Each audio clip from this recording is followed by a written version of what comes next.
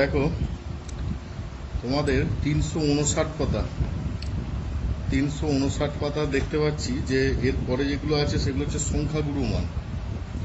সংখ্যাগুরু মান নির্ণয় করতে হবে।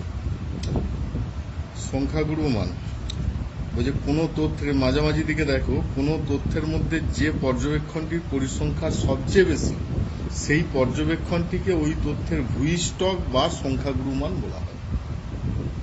কোনো তথ্যের মধ্যে যে পর্যবেক্ষণটির পরিসংখ্যা সবচেয়ে বেশি সেই পর্যবেক্ষণটিকে ওই তথ্যের ভূইষ্ঠক বা সংখ্যাগুরু মান বলা হয়। সংখ্যাগুরু মান মধ্যগামিতার একটি মাপক, মানে মধ্যগামিতার তো 3টে মাপক হয়, তাহলে এটা হচ্ছে একটা মাপক।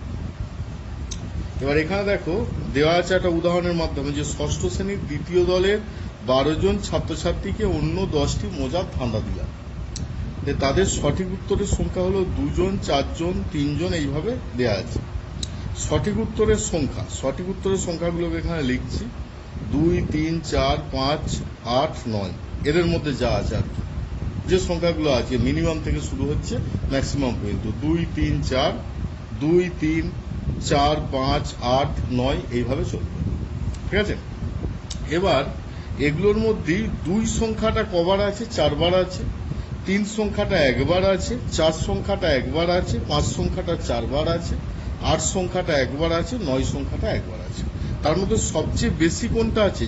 এটা আছে আর এটা আছে, 2 আর 5 সবচেয়ে বেশি বার করে আছে।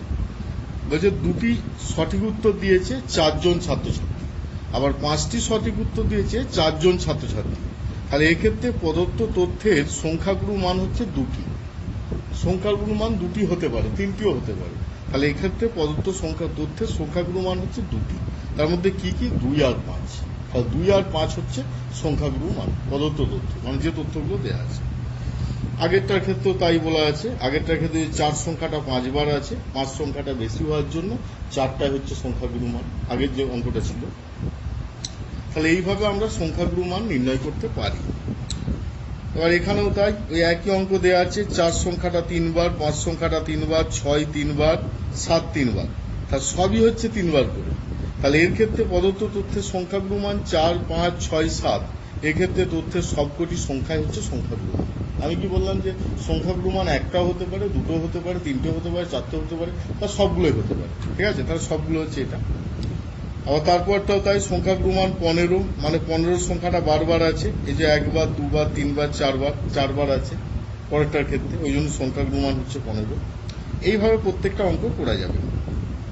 এবার যখন শ্রেণী বিভাজন দেওয়া থাকবে তখন সংখ্যাগুরু মান কিভাবে বের করা যাবে?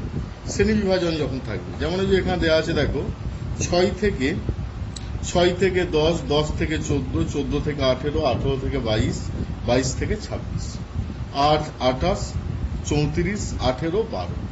এইটার থেকে যখন সংখ্যাগুরু মান নির্ণয় করব, তার সিস্টেম হচ্ছে এটা। এই সূত্রটাকে কাজে লাগাতে হবে। এই সূত্রটাই দেখো, প্রথমেই বলছে L plus F1 minus F0 by 2F1 minus F0 minus F2 into H, ঠিক আছে, ইন্টু H। এগুলোর প্রত্যেকটার আলাদা আলাদা নোটেশন আছে। যেমন L হচ্ছে সংখ্যাগুরু সংবলিত শ্রেণীর নিম্ন সীমা, সংখ্যাগুরু সংবলিত শ্রেণীর নিম্ন সীমা, মানে যে শ্রেণীটাতে সংখ্যাগুরু আছে, সংখ্যাগুরু মান আছে, বা যে শ্রেণীর পরিসংখ্যা সবচেয়ে বেশি, সেই শ্রেণীটা কি সংখ্যাগুরু সংবলিত শ্রেণী বলবে। তার নিম্ন সীমা L। H হচ্ছে তাদের যে ডিফারেন্সটা, নিম্ন সীমা এবং উচ্চ সীমার মধ্যে যে ডিফারেন্সটা সেটা হচ্ছে H। F1 হচ্ছে সংখ্যাগুরু মান সংবলিত শ্রেণীর পরিসংখ্যা, যে শ্রেণীটাকে আমরা সংখ্যাগুরু মান ধরছি, সংখ্যাগুরু সংবলিত শ্রেণী যেটাকে ধরছি, তার পরিসংখ্যাটাকে আমরা বলছি F1। F0 হচ্ছে ঠিক তার আগের পরিসংখ্যা, সংখ্যাগুরু সংবলিত শ্রেণীর ঠিক আগের পরিসংখ্যা হচ্ছে F0। আর F2 হচ্ছে ঠিক তার পরের, মানে F1 এর আগের এবং পরের দুটো নিতে হচ্ছে। F1 যেটাকে ধরছি তার আগেরটাকে F0 আর তার পরেরটাকে F2 নেওয়া হচ্ছে, দিয়ে এবার মান বসিয়ে দেওয়া হচ্ছে। তাহলে L এর জায়গায় বসানো হচ্ছে, ধরো এখানে সংখ্যাগুরু সংবলিত শ্রেণী হচ্ছে এটা, এই যে অঙ্কটার ক্ষেত্রে ধরো এই যে 360 পাতার যে অঙ্কটা আছে তার ক্ষেত্রে সবচেয়ে বেশি পরিসংখ্যা আছে দেখতে পাচ্ছি 34। তাহলে এখানে সংখ্যাগুরু সংবলিত শ্রেণী কোনটা? 14 থেকে 18। তাহলে এল এর মান কত? 14। এবার সংখ্যাগুরু সংবলিত শ্রেণীর F1 কত? F1 34, F0 কত? 28, F2 কত? 18, আর এইচ এর মানটা কত? 18 মাইনাস 14, 4। তাহলে সব মানগুলোকে বসিয়ে দাও। এখানে মান বসিয়ে দিচ্ছে, দেখো এল এর জায়গায় 14 বসিয়েছে, প্লাস F1 এর জায়গায় বসাচ্ছে 34, মাইনাস F0 এর জায়গায় 28 বাই 2 ইন্টু F1 মানে 2 ইন্টু 34 মাইনাস 28 মাইনাস 18 ইন্টু 4। তার সব মানগুলোকে বসিয়ে কত পাওয়া যাচ্ছে? 15.0। তাহলে এইভাবে আমরা প্রত্যেকটা অঙ্ককে করতে পারি। প্রত্যেকটা অঙ্ককে এই নিয়ম অনুযায়ী আমরা করব, মানে কিছুই নয়, এটা অন্যান্য অঙ্কগুলোর থেকে খুবই সহজ। এখানে অঙ্কনের কোনো জায়গা নেই, মানে কোনো গ্রাফ ট্রাফ আঁকতে হচ্ছে না, শুধু সূত্রের মাধ্যমে সংখ্যাগুলো মানটাকে বের করা হচ্ছে। ঠিক আছে, এটা করার দরকার নেই, কারণ এটা আমাদের সিলেবাসে নেই। এটা মানে দেওয়া আছে ঠিকই, এটা অন্য কিছু নয়। মানে এটা হচ্ছে যে শ্রেণীটাকে ধরা হচ্ছে 14 থেকে 18, যে শ্রেণীটাকে নেওয়া হচ্ছে আয়তলেখ অঙ্কন করার পর 14 থেকে 18 শ্রেণীর নিম্ন সীমার সাথে দ্বিতীয় শ্রেণীর উচ্চ সীমা, সরি প্রথম শ্রেণীর নিম্ন সীমার সাথে দ্বিতীয় শ্রেণীর উচ্চ সীমা, আবার প্রথম শ্রেণীর উচ্চ সীমার সাথে দ্বিতীয় শ্রেণীর নিম্ন সীমাকে যোগ করে যে বিন্দুতে ছেদ করবে সেই বিন্দুটা হবে সংখ্যাগুণ। যাই হোক, এত কিছু করা যাবে না, কারণ এটা আমাদের সিলেবাসে নয়।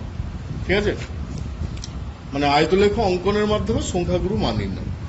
তারপরে পরের যে অঙ্কটা আছে 32-এর অঙ্কটা দেখো, এখানে দেখতে পাচ্ছি সংখ্যাগুরু সংবলিত শ্রেণী হচ্ছে 12 থেকে 16, কারণ 18 পরিসংখ্যাটা সবচেয়ে বেশি। তাহলে এটা হচ্ছে সংখ্যাগুরু সংবলিত শ্রেণী। তাহলে এর নিম্ন সীমা কত? 12, F1 কত? 18, F0 কত? 10, F2 কত? 14। ঠিক আছে, সবগুলোই পেয়ে গেলাম। এইচ এর মান হচ্ছে 16 মাইনাস 12, 4।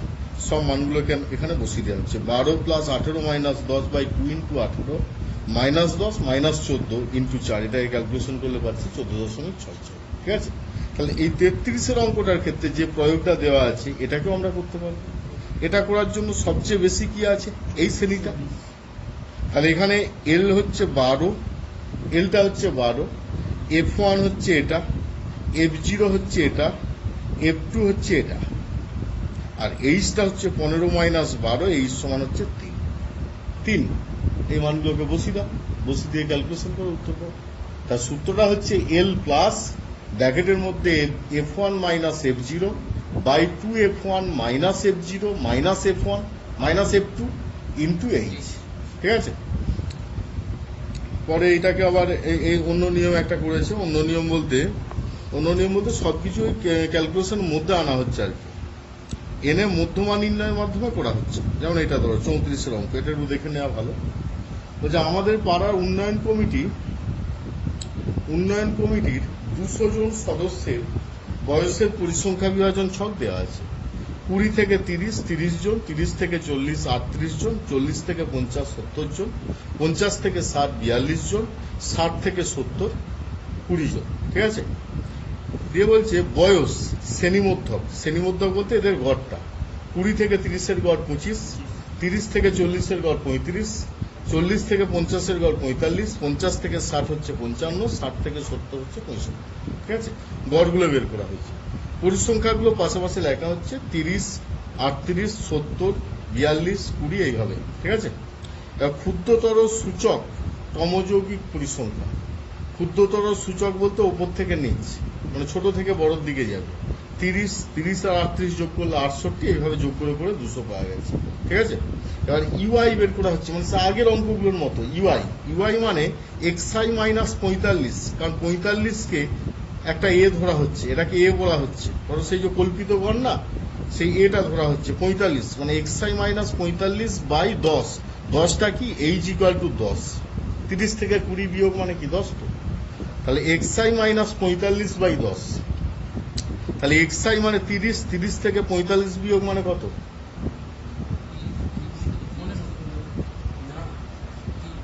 30 থেকে 45, এটা নয়, এইটা নাকি না? এক্সআই 25 থেকে 45 বিয়োগ বাই 10 মানে 20 বাই 10 মানে -2।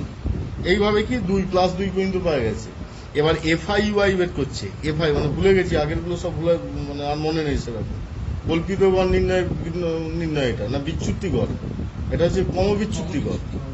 তাহলে এখানে 25, এইভাবে 25 ইন্টু -2, সরি 30 ইন্টু -2 মানে -7, 38 ইন্টু -1 -38, 70 ইন্টু 0 0, 42 ইন্টু 1 42, 20 ইন্টু 2 40।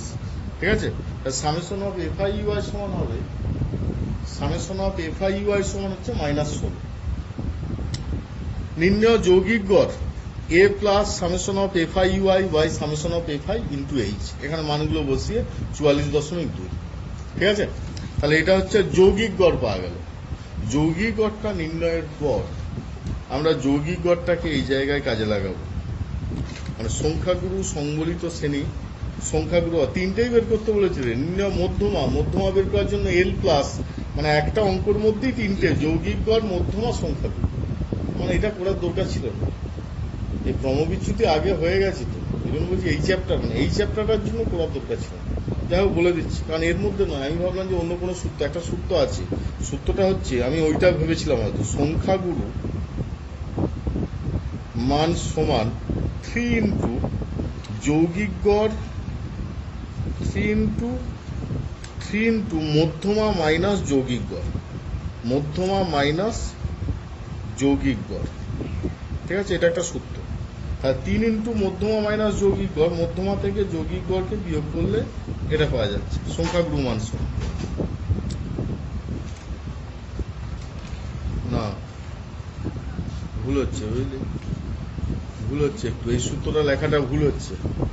সূত্রটা হচ্ছে, মনে হচ্ছে সংখ্যা মধ্যমা মাইনাস সংখ্যাগুরু মান, কি মধ্যমা সমান, যাই এই সূত্রটা দেখে আমি বলবো, বুঝলি তো, কারণ উঁচু ক্লাসের সূত্র তো ওদের নেই এটা, মানে বলে দিলেও ভালো, মানে যেহেতু এই মুহূর্তে আমার একটু গোলমাল লাগছে, মানে এইটা যোগ বিয়োগটা চেঞ্জ হবে হয়তো, মধ্যমা মাইনাস সংখ্যাগুরু মান যৌগিক গড় সমান, বা মধ্যমা সমান 3 ইন্টু যৌগিক গড় মাইনাস সংখ্যাগুরু মান, যা একটা হবে, মানে একটা রিলেশন আছে এদের মধ্যে। ঠিক আছে, ওটা দেখতে গেলে তো আবার সময় লাগবে, বুঝেছি, তার থেকে সূত্রটাই দেখে নেই ভালো। যাই ওটা সূত্রটা দেখে আমি বলে দেবো, এখানে বই রয়েছে স্ট্যাটিস্টিকের বই দেখে বলে দেবো। আচ্ছা, এখানে 35-এর অঙ্ক যেটা আছে, নর্মাল সংখ্যাগুরু বের করা, 35-এর অঙ্ক, মানে এখানে যেটা দেওয়া ছিল পরিসংখ্যা বিভাজনটার ক্রমযৌগিক গড় দেওয়া ছিল, ক্ষুদ্রতর সূচক ক্রমযৌগিক গড়, মানে বিয়োগ করে করে পরিসংখ্যাগুলোই আগে আনা হলো, আগে পরিসংখ্যাগুলোতে আনা হয়েছে, দিয়ে তারপরে সংখ্যাগুরু মানে সূত্র লাগানো হয়েছে। ঠিক আছে, এই তো রে, নিচে দেওয়া আছে সূত্রটা, দূর ওটা লিখছি আমি, সেটাই ভাবছি, এই তো যৌগিক গড় মাইনাস সংখ্যাগুরু মান, যৌগিক গড় মাইনাস সংখ্যাগুরু মান সমান 3 ইন্টু যৌগিক গড় মাইনাস মধ্যমা, এই তো সূত্রটা। ঠিক আছে, আমি তো এইটা লিখছিলাম, তাই বল দেওয়া আছে, আমার অতটা খেয়াল ছিল না। যাই হোক, তাহলে এই উদাহরণের অঙ্কগুলো দেখবি সব, এবার অনুশীলনী করাবো, বুঝেছিস, অনুশীলনী 26.4 করাবো, উদাহরণের অঙ্কগুলো এগুলো সূত্র অনুযায়ী যেমন আছে, হ্যাঁ দেখবি বা করার চেষ্টা করবি, যেগুলো প্রয়োগে এমনিতে নর্মালি আছে সেগুলো করবি।